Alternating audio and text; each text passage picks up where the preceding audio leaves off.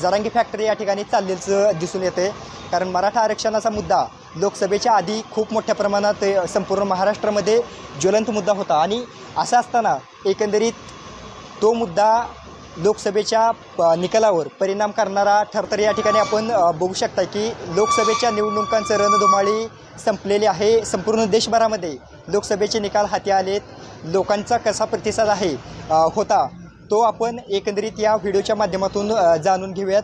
जो महाराष्ट्र राज्यामध्ये 48 पैकी जवळपास 31 खासदार हे महाविकास आघाडीचे निवडून आले आणि त्या प्रमाणात महायुतीचे खासदार हे कमी निवडून आले। तर महायुतीला लोकांनी का नाकारलं किंवा नाकारण्यापाठीमागची काय कारणं सांगता येतील ते आपण या स्पेशल रिपोर्टच्या माध्यमातून जाणून घेण्याचा प्रयत्न करूयात। खरं तर अनेक मुद्दे असे होते की महाराष्ट्रामध्ये ते मुद्दे केंद्रस्थानी राहिले।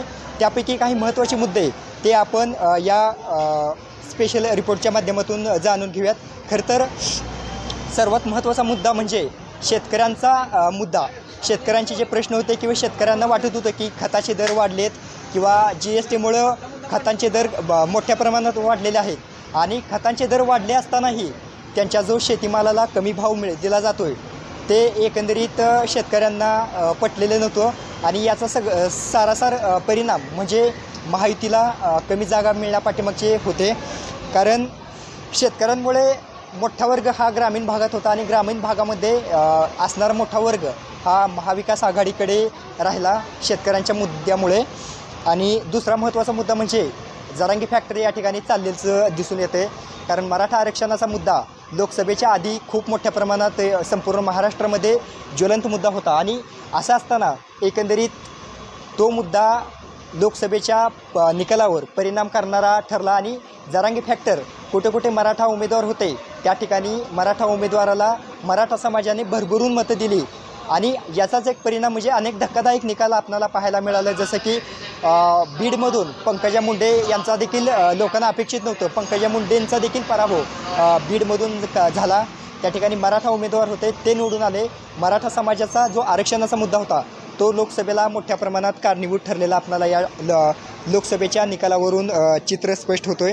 त्याचबरोबर महायुतीला नाकारण्यापाठीमागचा सर्वात महत्त्वाचा मुद्दा म्हणजे सर्वसामान्य नागरिकातून जो भाजपा सरकारने असं आरोप केला जातो की दोन पक्ष फोडले। पहिला पक्ष म्हणजे उद्धव बाळासाहेब ठाकरे यांचा शिवसेना फोडली आणि दुसरं म्हणताना शरदचंद्र पवार यांची राष्ट्रवादी फोडण्यात आली। त्या ठिकाणी या दोन पक्ष फोडल्यामुळे लोकांचं सहानुभूतीची लाट कुठेतरी उद्धव ठाकरे आणि शरद पवार यांच्याकडे होती आणि याचा एकंदरीत सारासार परिणाम हा लोकसभेच्या निकालावर त्या ठिकाणी पडल्याचं दिसून येतं आहे। फोडाफोडीचं राजकारण हे सर्वसामान्य नागरिकांना पटलेलं नाही किंवा रुजलेलं नव्हतं आणि याचा परिणाम हे महायुतीला फटका देणारं ठरलं। त्याचबरोबर सर्वात महत्त्वाचं कारण म्हणजे संपूर्ण देशभरामध्ये देखील इतकी महत्त्वाची विकास कामं भारतीय जनता पार्टीने केली नाहीत असं नाही। कारण GSTमुळं कर प्रणालीमध्ये सुधारणा झाली होती आणि एकंदरीत केंद्र सरकारकडे मोठ्या प्रमाणात पैसे केंद्र सरकारकडे जमा झाले होते। मोठ्या प्रमाणात ग्रामपंचायतीला कधी मिळत नव्हता एवढा गेल्या 5 वर्षामध्ये निकाल आपला ग्रामपंचायतीला निधी हा केंद्र सरकारच्या माध्यमातून खासदार निधीतून जल जीवन मिशन असेल किंवा अनेक मोठ्या प्रमाणातून मिळत असताना हे विकास कामं महायुतीने लोकांसमोर मांडण्यात कुठेतरी महायुतीला अपयश आलं आणि 400 पारचा नारा असल्यामुळे सर्वसामान्य खास करून दलित समाज हा महायुतीकडून किंवा भाजपापासून दूर गेल्याचं दिसलं। असं एक प्रचार करण्यात आला की बाबा 400 पार 400 जागा जर भारतीय जनता पार्टीला मिळाले तर कुठेतरी संविधानाला धोका पोचेल किंवा संविधानाला हानी पोचेल आणि आपलं जे असणारं आरक्षण कुठेतरी रद्द होईल अशी भीती दलित समाजाला होती आणि याचा एकंदरीत फटका महायुतीला बसल्याचं दिसून येते। त्याचबरोबर GST असेल, GSTमुळे पण सर्वसामान्य नागरिकांना त्या ठिकाणी मोठ्या प्रमाणात महागाई वाढल्याचं चित्र होतं। व्यापारी वर्गाकडून असं सांगण्यात येत होतं की केंद्र सरकारने GST वाढवलेली आहे त्याच्यामुळे या सर्व महागाईची कारणं हे GSTमध्ये आहे। आणि त्याचबरोबर शेतकऱ्यांना जे 2000 रुपये मिळत होतं ते खरं तर राजीव गांधी असताना असं एक चित्र होतं किंवा त्यांनी स्वतः असं म्हणले होते की केंद्राकडून जर 1 रुपया खाली पाठवलो तर 85 पैसे वरच्यावर गायब होतात, म्हणजे 85 पैशाचा भ्रष्टाचार होतो आणि फक्त शेतकऱ्यांना किंवा सर्वसामान्य लोकांना फक्त 1 रुपयातून 15 पैसे मिळतात. पण आता भारतीय जनता पार्टीच्या डिजिटलायझेशनमुळं जर केंद्र सरकारने 2,000 रुपये शेतकऱ्यांच्या अकाउंटवर सोडले तर 2,000 रुपये संपूर्ण शेतकऱ्यांना मिळत होते. असं असताना देखील शेतकऱ्यांचा हा मुद्दा किंवा डिजिटलायझेशन असू दे किंवा एकंदरीत सर्वसामान्य जे विकास कामं होते ते विकास कामांचा मुद्दा भारतीय जनता पार्टी कुठेतरी लोकांपर्यंत सर्वसामान्य नागरिकांपर्यंत पोहोचवताना दिसून आली नाही. एकंदरीत जे प्रचाराचे प्रमुख मुद्दे होते हिंदुत्व असेल किंवा इतर कारणं त्यांना जास्त महत्त्व देण्यात आलं आणि याचाच फटका महायुतीला लोकसभेच्या कमी जागा मिळण्यापाठीमागं बसला.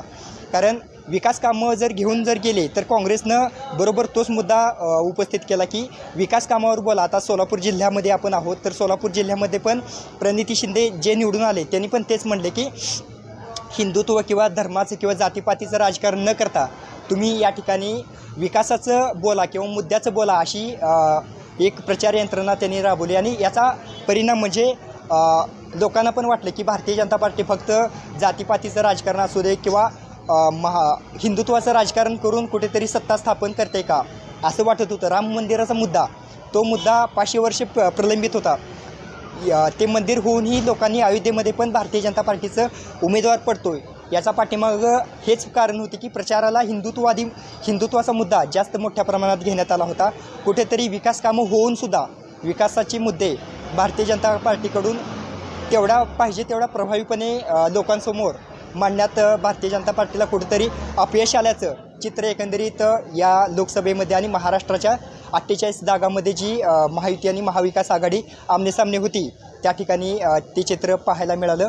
आणि याचा एकूण सारासार फटका हा महायुतीला कमी जागा मिळण्यापाठीमागे झालं असं एकंदरीत आमच्या या स्पेशल रिपोर्टच्या माध्यमातून आम्ही काही मुद्दे काढलेले आहेत.